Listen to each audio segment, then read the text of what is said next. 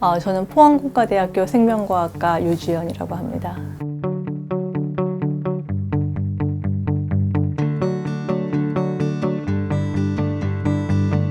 저희 실험실에서는 주로 바이러스나 박테리아 같은 병원균들이 우리 몸에 들어왔을 때 어떻게 인지하고 반응하는가에 대해 분자적인 메커니즘을 찾는 연구를 주로 하고 있습니다. 주로 관심사가 병원균이 들어왔을 때 그것을 인지하는 어떠한 몰레큘 패턴들을 인지하는가 하는 것과 이때 만들어지는 주요 사이토카인인 그 인터페론이라고 하는 물질이 만들어지는데 세컨 웨이브, 다양한 단백질들도 만들어내거든요. 이제 그 만들어진 다양한 단백질 중에 몇 가지 중요한 그 항바이러스 효능을 보이는 물질들의 작동 기전, 어떻게 작동을 하는지 그 효능 이런 것들을 조사하고 있습니다. 제가 오늘 말씀드릴 단백질은 프로테오글라이칸입니다.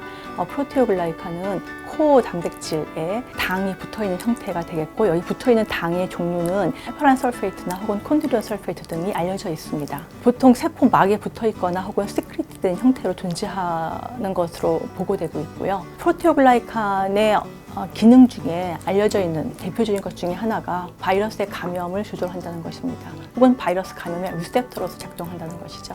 바이러스가 감염을 하기 위해서는 두 가지 종류의 리셉터가 필요하다고 알려져 있습니다. 그 첫 번째로서 어디전 리셉터의 역할을 하는 것이 바로 이러한 프로테오글라이칸들입니다. 주로 헤파란 설페이트가 붙어있는 형태가 그 역할을 하는 것으로 알려져 있고, 일단 바이러스가 이 어디전 리셉터에 붙은 이후에 엔트리 리셉터, 스페시픽한 리셉터로 이제 전달이 되게 됩니다. 코로나의 경우에는 스파이크 단백질이 ACE2에 이제 바인딩을 한다는 것이 잘 알려져 있죠.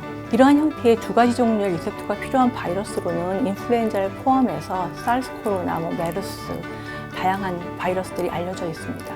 이 코로나 같은 경우에도 이 헤파란 설페이트가 ACE2와 더불어서 이 바이러스가 세포에 붙는 데 중요한 역할을 한다는 것이 이미 보고된 바 있습니다. 오늘 말씀드릴 이 테스티칸 혹은 스폭2는 시크릿된 형태의 프로테오글라이칸입니다. 붙어있는 당으로서는 헤파란 설페이트가 알려져 있고, 그리고 사이알릭 엑시드가 함께 보고되고 있습니다.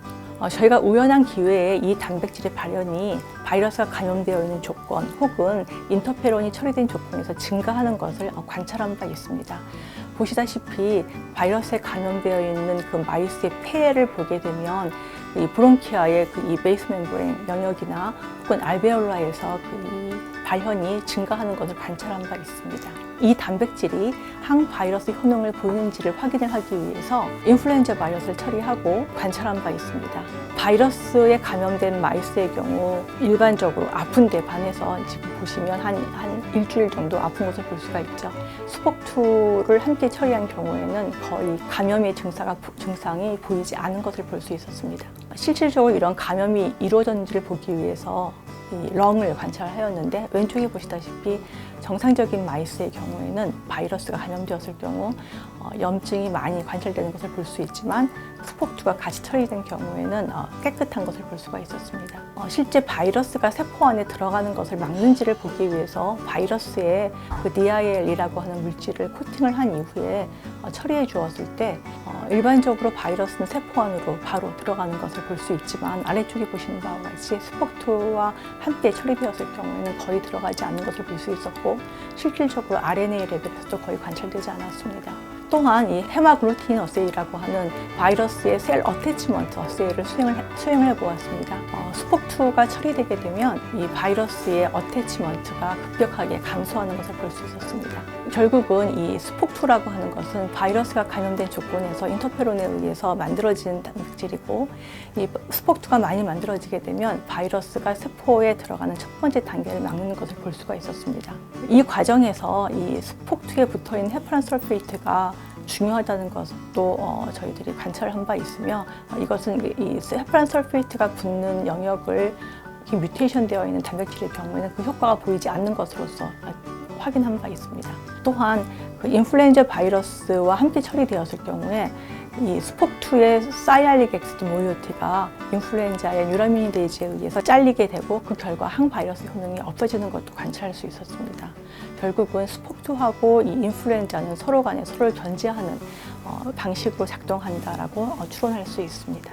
그래서 제 생각에는 이 물질 같은 경우에는 바이러스가 감염되는 것을 미연에 막기 위한 방지 프리벤션의 효과를 보이는 것으로 지금 생각을 하고 있습니다. 저희는 이제 인플루엔자를 주로 실험을 했지만 인플루엔자 이외에 어떠한 바이러스가 이러한 효과를 보일 수 있을 것인가를 테스트해 보는 것이 중요할 거라고 생각을 하고 있습니다.